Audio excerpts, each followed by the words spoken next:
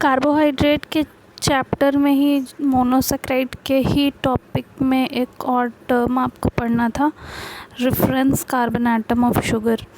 तो reference carbon atom of sugar होता क्या है वो बताने जा रहे हैं। तो जैसा कि पहला पॉइंट देख रहे हैं कि the configuration of HNOH at the second carbon of glyceraldehyde will form two mirror image, they will denoted at DNL। मतलब ग्लिसरल्डिहाइड वाला जो लास्ट वीडियो में हम देखे थे, ये रहा ग्लिसरल्डिहाइड। तो ग्लिसरल्डिहाइड के सेकंड कार्बन एटम, यानी कि अगर एक ऊपर से नीचे गिनेंगे, ये पहला कार्बन एटम, ये दूसरा कार्बन एटम और ये तीसरा कार्बन एटम। तो ये पहला, दूसरा, तीसरा। तो जो सेकंड कार्बन एटम है, यानी कि बीच वाला जो कार्बन एटम है, उसी के ऊपर अरेंज हुआ हुआ है एक फंक्शनल ग्रुप H और एक जो है क्या है OH। तो इसी के बारे में बताया हुआ है कि जब इसका मिरर इमेज बना, कौन सा है मिरर इमेज, ये जब इसका मिरर इमेज बना तो जो कन्फिग्रेशन या अरेंजमेंट है बोलिए H और OH का, वो चेंज हो गया। तो यहाँ पे दो तरह का ग्लिसरल्डिहाइड बन गया, एक डी ग्लिसरल्डिहाइड और एक एल ग्लिसरल्डिहाइड, यानी एक डेक्स्ट्रो ग्लिसरल्डिहाइड और एक लेवो। और यहाँ पे डी को प्लस से और एल को माइनस से भी डिनोट किया जाता है। तो यही बात यहाँ पे लिखा हुआ है कि कन्फिग्रेशन जो है ग्लिसरल्डिहाइड में H और OH का, यानी अरेंजमेंट जो है ग्लिसरल्डिहाइड में H और OH का सेकंड कार्बन एटम पे जो है वो क्या करता है, मिरर इमेज बनाता है और दोनों को एक दूसरे का क्या क्या बताया जाता है, एक को D से डिनोट किया जाता है और एक L से। यानी ग्लिसरल्डिहाइड का ही एक D वैरायटी का है ग्लिसरल्डिहाइड और दूसरा L वैरायटी का है।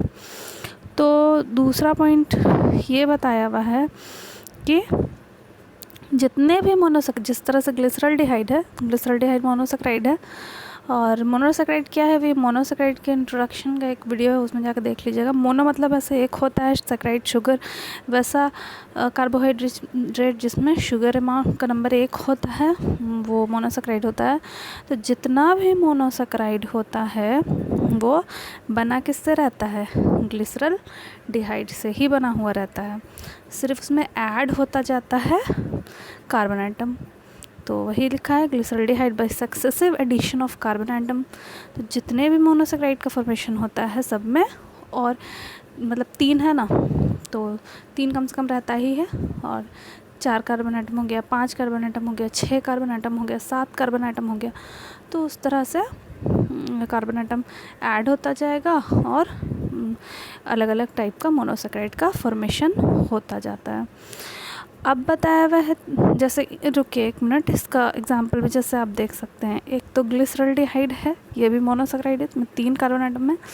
और ये जो देख रहे हैं आप, ये वाला, ये ग्लूकोज है, इसी में 3 और कार्बन एटम जुड़ गया, 6 कार्बन एटम हो गया। तो यही कौन सा मोनोसेक्राइड हो गया, ये ग्लूकोज हो गया। ठीक है, शुगर इसमें भी एक ही है, सिर्फ अकेला शुगर ग्लूकोज। ठीक है, तो इसी तरह से 6 carbon atom, 7 carbon atom, 5 carbon atom रहेगा, तो अलग अलग टाइप का वो मोनोसेक्राइड रहेगा। यही बात बताया हुआ है सेकंड पॉइंट में। और थर्ड पॉइंट में ये बताया हुआ है कि जो पेनल्टीमेट कार्बन एटम है वही क्या है, रेफरेंस कार्बन एटम है for naming the mirror image, और उसी को हम एब्सोल्यूट कन्फिगरेशन भी कहते हैं। कन्फिगरेशन मतलब अरेंजमेंट समझ सकते हैं। तो यही बोला हुआ है कि जो पेनल्टीमेट कार्बन एटम है, पेनल्टीमेट कार्बन एटम अगर समझना चाहें तो यहाँ पर लिख दिए हैं, वो देख लीजिए। तो पेनल्टीमेट कार्बन एटम कहने का मतलब हो गया कि वो कार्बन एटम जिससे बाकी दूसरे कार्बन एटम जुड़ेंगे और उसी की मदद से जो है शुगर डिटरमाइन होगा कि कौन सा शुगर है। इसी को पेनल्टीमेट कार्बन एटम कहा जाता है।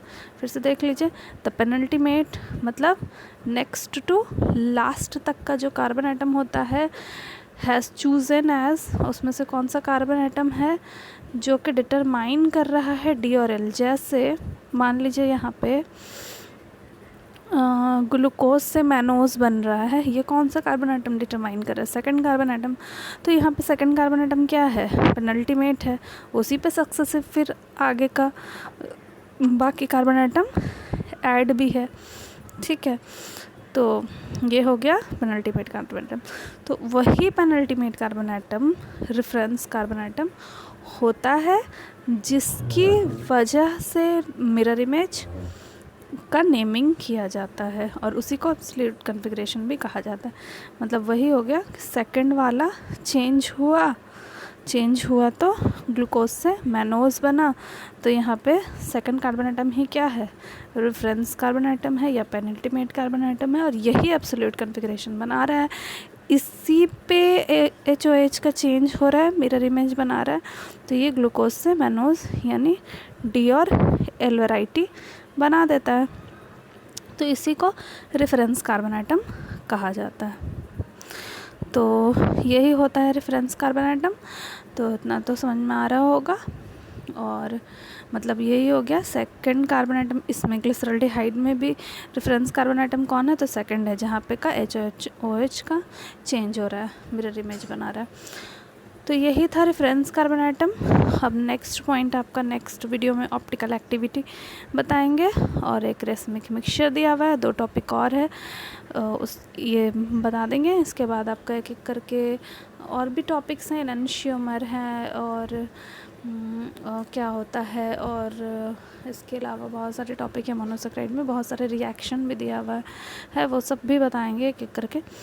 तो नेक्स्ट वीडियो लेकिन अब क्या होगा, वो ऑप्टिकल एक्टिविटी होगा। और अब इसमें आपको कहीं भी प्रॉब्लम हुआ हो रेफरेंस कार्बन एटम वाले टॉपिक में, तो कमेंट करके पूछ सकते हैं। और वीडियो अच्छा लगा तो एक लाइक एक कमेंट कर दीजिएगा, और चैनल सब्सक्राइब नहीं किए हैं तो प्लीज़ चैनल को सब्सक्राइब कर दीजिएगा।